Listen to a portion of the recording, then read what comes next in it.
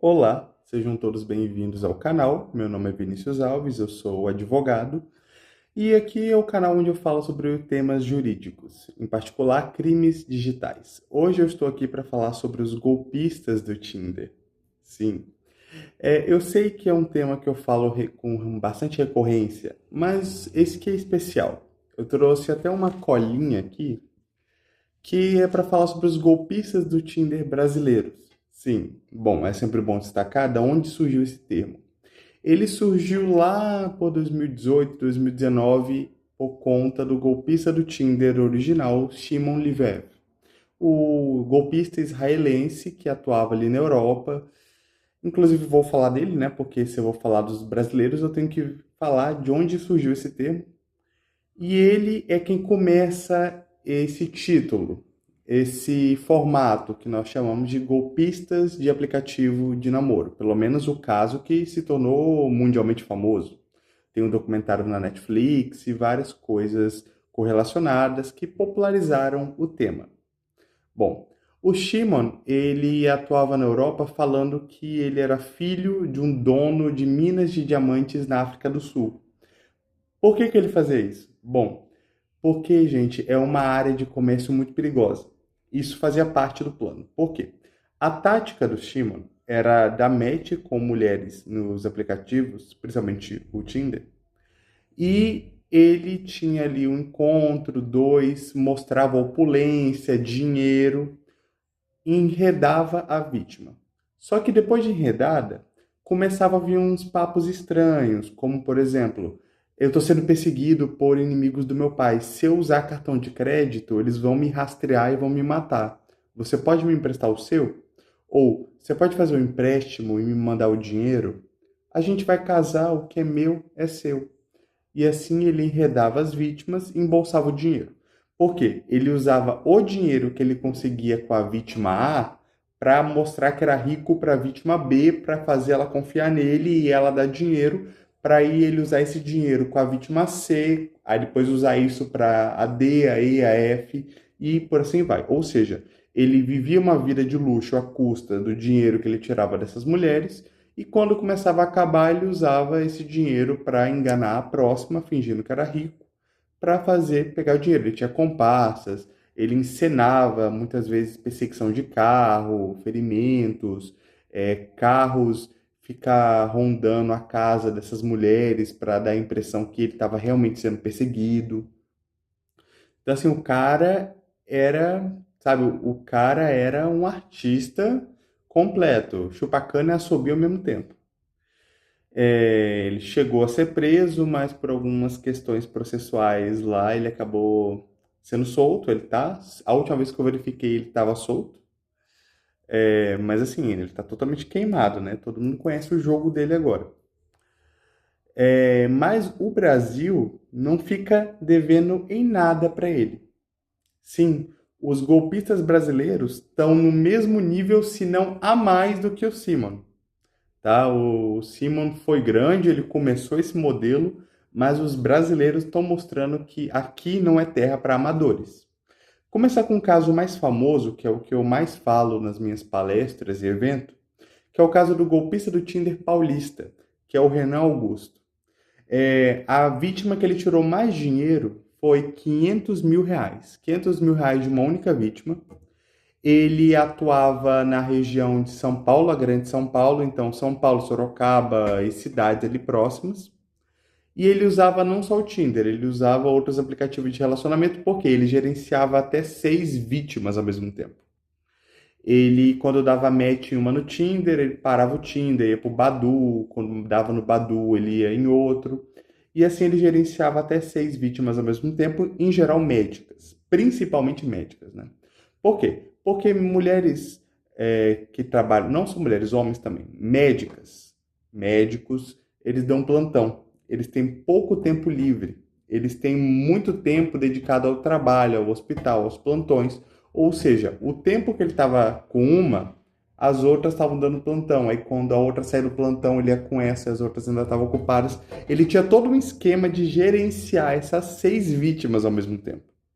Ele chegou a noivar com uma delas para ganhar ainda mais confiança. E o que que ele fazia? Bem, Ele se apresentava como empresário e falava em geral para elas com essa proposta depois de algum tempo que eles já se conheciam, um encontro ou outro, para mostrar que ele era uma pessoa real e tinha dinheiro, restaurantes caros e tudo mais.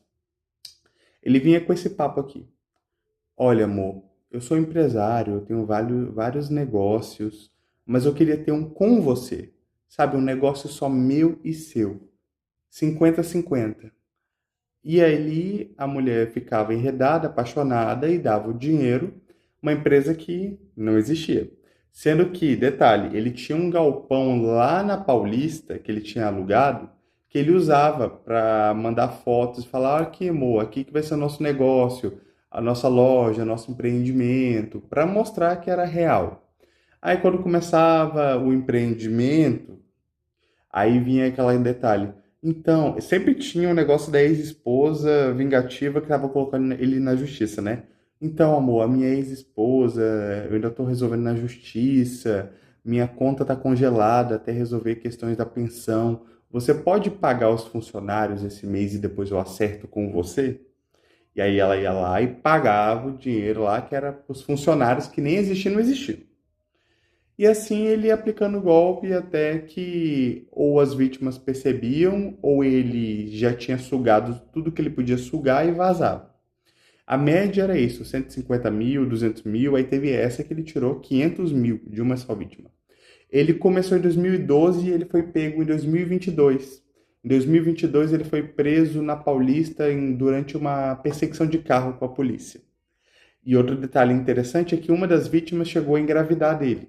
E ele ameaçava ela falando: ou você fica quieta, você não vai me denunciar, ou eu tiro essa criança de você.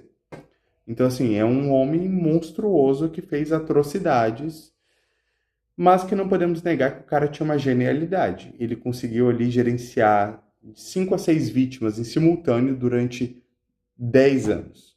Então ele ia trocando as vítimas e mantendo um roteiro que demorou, ele demorou a ser pego. Ele era realmente bom no que fazia.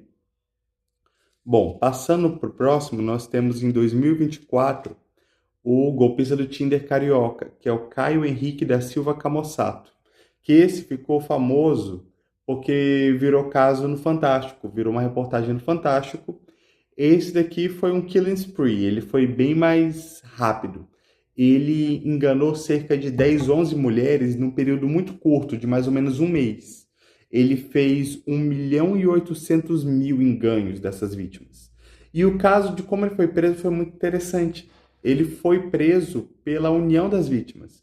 As vítimas se juntaram e montaram um perfil falso, marcaram um encontro com ele e no restaurante, no encontro, ele foi preso pela polícia. Foi tudo uma armação. Esse caso, ele ficou famoso, né, pela essa questão do Fantástico, mas quando você vai ver os detalhes, é outro monstruoso. Uma das vítimas estava passando mal indo para a UTI e ele fez ela assinar uma procuração para ele poder mexer nos bens dela. Ele falava que era artista, ator, cantor e ia seduzindo as vítimas assim. E ele foi curto, mas intenso. Foi cerca ali de um mês e meio, mas foram ali mais de 10 vítimas, causando prejuízos de quase 2 milhões de reais. Em seguida, temos em 2025 o caso do Dom Juan. O nome real não foi vazado, só o nome do advogado que ele usava.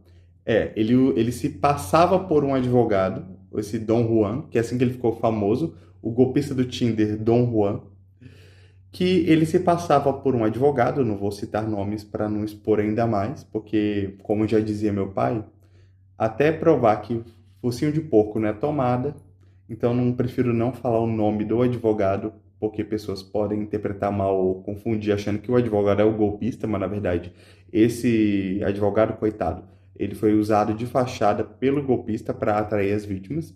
Eles passavam por advogado nos aplicativos de relacionamento, seduzindo as mulheres e aplicando golpes. Esse tem um valor relativamente mais baixo que os outros. Ele fez 410 mil reais em ganhos das vítimas até ser preso, pelo que foi avaliado pela polícia depois da sua prisão. E seguimos para outro que é bem recente, que é o gaúcho, o golpista do Tinder gaúcho, o Chester, que é o sobrenome dele, o Guilherme Chester, se eu não estou enganado. Todos eles eu anotei o nome, só o gaúcho que eu esqueci de botar aqui, né? Mas se eu não estou enganado é o Guilherme Chester. Ele fez 7 vítimas e atuava em aplicativos de relacionamento lá na região do Rio Grande do Sul. Se apresentava como um profissional bem-sucedido, um corpo escultural de modelo bem sedutor mesmo, e ele foi preso recente, tem poucos meses isso, que ele seduzia ali mulheres nessa região do sul do país, se passando por um empresário boa pinta. Ele é até genérico em comparação aos outros, mas é importante ressaltar aqui, né? Nós já temos um paulista, já temos um carioca, já temos o gaúcho, temos o Dom Juan, e nós temos o do litoral paulista. São Paulo é tão fértil esse campo que tem 2 lá. E eu deixei esse por último porque ele foi o último a ser preso. Ele foi preso há poucos dias, faz pouco tempo que ele foi pego. Que é o Matheus Monteiro, de 27 anos, que atuava ali no litoral paulista. Ele fez mais de 50 vítimas mulheres, pelo que foi auferido até agora. Ele se apresentava como estudante de medicina e empresário. E atuava ali naquela área bem sedutor, em alguns casos até quase um Michê. Então, assim, é um caso muito intenso. O cara, com pouco tempo ali atuando, ele fez mais de 50 mulheres vítimas. Nem todas ele encontrava pessoalmente, muitas eram golpes apenas pelo aplicativo. Muito naquela linha de sextortion. Ou você me paga ou eu vazo essas imagens comprometedoras. Mas teve sim casos de encontro presencial, híbrido. Então, gente, isso que eu queria mostrar, que o Brasil, infelizmente, ele não deixa nada a dever para o golpista do Tinder gringo. O Brasil tem casos tão ou até mais escabrosos, nojentos e perigosos, que nem esses do Renan Augusto, de São Paulo, Caio Henrique, do Rio de Janeiro, o Dom Juan, o Chester, lá do Rio Grande do Sul, e o Matheus Monteiro, do litoral paulista.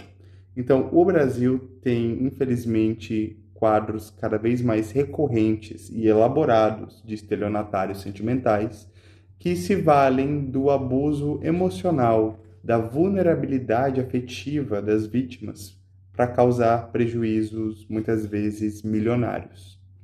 O vídeo era mais sobre isso, para poder mostrar, listar esses principais golpistas amorosos do Brasil. E eu espero que isso sirva até de reflexão. Se você conhece algum outro caso que não ficou tão famoso, deixa aqui nos comentários, compartilha com a gente. E no mais, era sobre isso esse vídeo. Até o próximo. Fiquem com os deuses.